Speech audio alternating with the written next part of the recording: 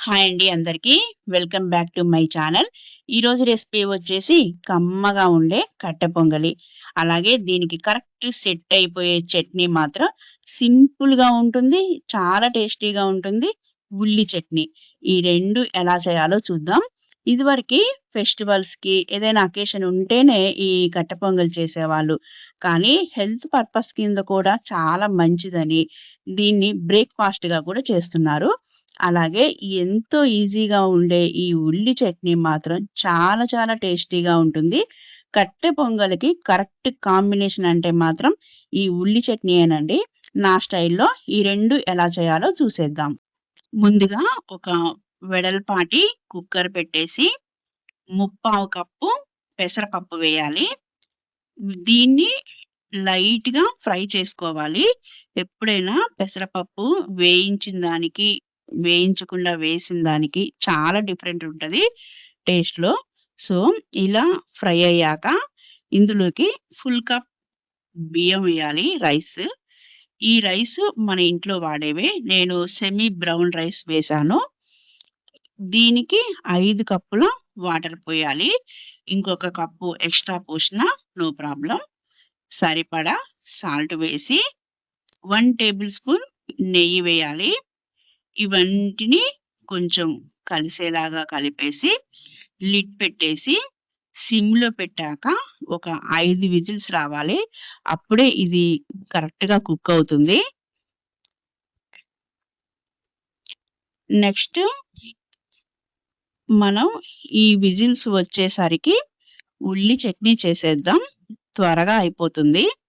ఒక చిన్న పాన్ పెట్టేసి 1.5 టేబుల్ స్పూన్ ఆయిల్ వేసుకోవాలి. 2 పెద్ద ఆనియన్స్ ఇలా కొంచెం పెద్దగానే కట్ చేసి వేయాలి. ఇందులోకి వెల్లుల్లి ఇష్టమైతేనే వేయాలి. ఒక 3 చాలు. వీటిని లైట్ బ్రౌన్ కలర్ వచ్చేలాగా వేయించాలి. గుర్తుపెట్టుకోండి అస్సలు మాడొద్దు. ఎక్కువగా కూడా వేగనవసరం లేదు. అలా కొంచెం మగ్గితే చాలు.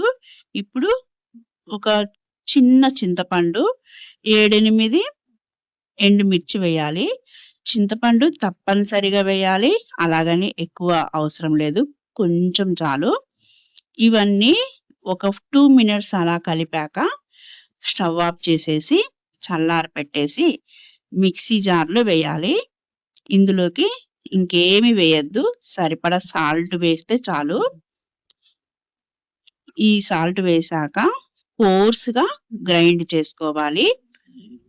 అంతేనండి. మనకి ఉల్లి చట్నీ రెడీ.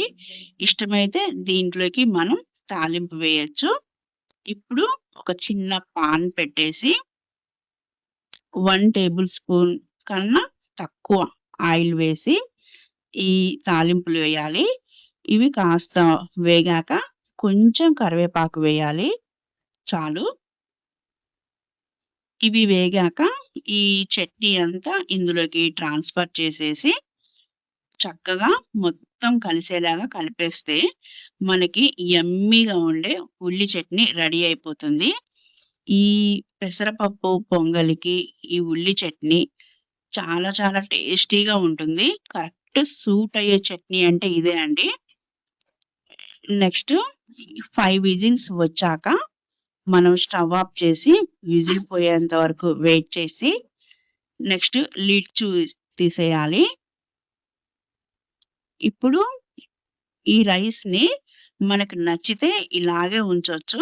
లేకపోతే కాస్త లైట్‌గా మెదపాలి. అసలు పెసరపప్పు పొంగలంటేనే చాలా లూజ్‌గా ఉండాలి. మనకు నచ్చినట్టు మనం చేస్తే మాత్రం కాస్త మెదిపితే టేస్ట్ ఇంకా ఎన్హాన్స్ అవుతది. నెక్స్ట్ ఇలా కొంచెం వేడి మీద ఉన్నప్పుడే మనం గరిటెతో కదిపితే కొంచెం మెత్తగా అవుతుంది. ఇప్పుడు ఇది పక్కకు పెట్టేసి ఒక చిన్న పాన్ పెట్టుకొని 2 టేబుల్ స్పూన్ నెయ్యి వేయాలి. ఇది వేడెక్కాక 1 టేబుల్ స్పూన్ జీరా వేయాలి. అసలైన ఫ్లేవర్ ఇదేనండి. జీరా తప్పనిసరిగా వేయాలి. నెక్స్ట్ 1 టీ స్పూన్ మిరియాలు వేయాలి. నెక్స్ట్ 1 టేబుల్ స్పూన్ తరిగిన అల్లం వేయాలి. ఈ మూడిట్లో ఏది కూడా స్కిప్ చేయొద్దు. అలాగే లైట్‌గా దీన్ని వేయించుకోవాలి. మంచి ఫ్లేవర్ వస్తుంది. ఇప్పుడు ఇందులోకి 1 టేబుల్ స్పూన్ జీడిపప్పు, అలాగే కాస్త కరివేపాకు వేసుకోవాలి. వీటన్నింటిని చక్కగా ఫ్రై చేసేయాలి. ఈ జీడిపప్పు వేగాక స్టవ్ ఆఫ్ చేసేస్తే చాలు.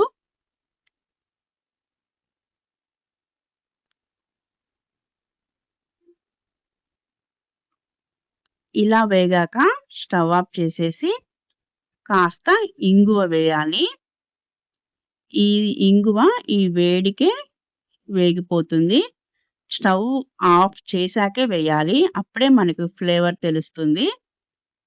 నెక్స్ట్ ఇదంతా మనం రైస్‌లోకి ట్రాన్స్‌ఫర్ చేసేసుకోవాలి.